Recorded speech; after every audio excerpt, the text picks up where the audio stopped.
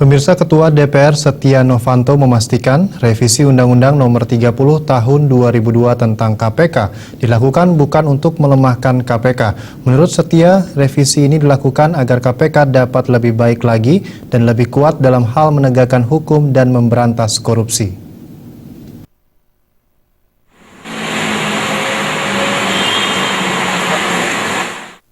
Pimpinan KPK meminta revisi Undang-Undang Nomor 30 Tahun 2002 tentang KPK untuk ditunda dan menunggu sinkronisasi undang-undang lain yang terkait dengan Undang-Undang KPK seperti KUHP dan KUHAP.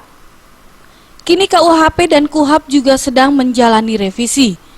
Ketua DPR RI Setia Novanto enggan banyak berkomentar mengenai permintaan KPK itu.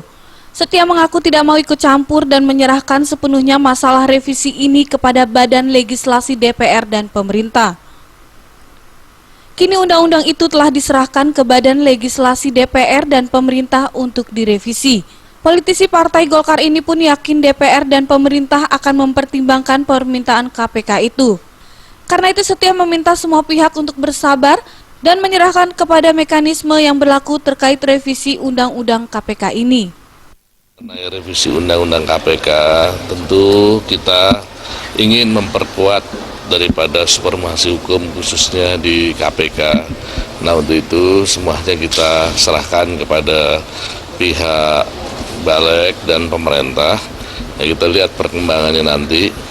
Tentu kita yakin bahwa antara pemerintah dan juga DPR tentu akan mencari jalan yang terbaik untuk bisa KPK itu lebih baik, lebih kuat, dan semuanya saya harapkan kita sabar untuk bisa menunggu dengan sebaik-baik. Sebelumnya dalam rapat yang digelar dengan Komisi 3 DPR RI PLT Ketua KPK Taufikur Rahman Ruki menyebut undang-undang yang terkait dengan pemberantasan korupsi ada beberapa undang-undang yang perlu diamandemen agar sinkronisasi dan harmonisasi antara undang-undang yang satu dengan undang-undang yang lainnya.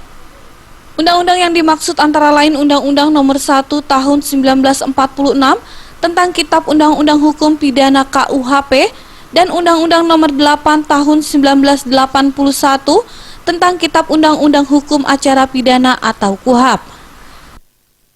Dari Jakarta, Febi Waryanti dan Eko Yulianto.